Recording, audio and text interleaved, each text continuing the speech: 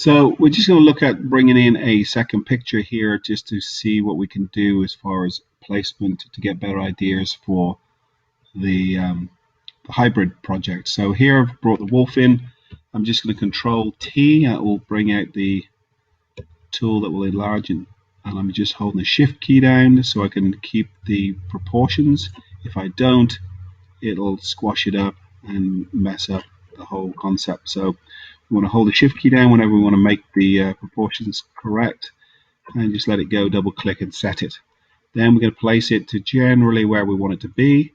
Go over here to the opacity and just drop the opacity level down so we can see both images.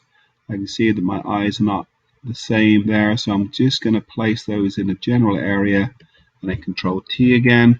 I can see that the face needs slightly to be a bit bigger, about there. And I'm also going to stretch it down because if you look at my teeth there, they need to be a little bit lower. So I'm going to stretch out the wolf's entire face there. And then also, if you need to rotate it, you just double click there to set it. If I need to rotate this, again, it's Control T. Hover over here, and you can see that this is changing into a curve, and then you can curve it, rotate it as you need to.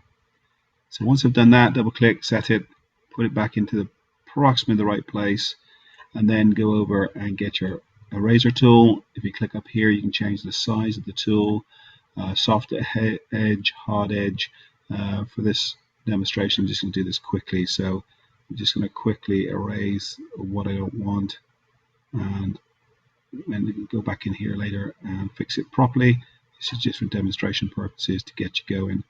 The only reason I want you using this on the hybrid project is to see what sort of effects you can get and the direction you can go with your project. So placing that just there like this, taking a little razor, take this part out here,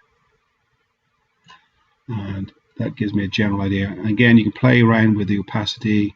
You can barely have anything on there. You can drop it down to complete. But just you want to mix just to give you an idea.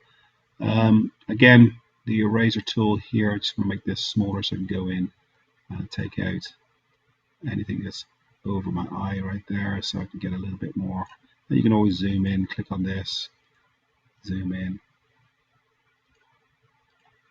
and take out what you don't want there. Control Z, I made a mistake there, so take this, bring that across there like that. And it just gives you a general idea. And as I got closer now, I can see also that I probably need to do this, stretch it out a little bit.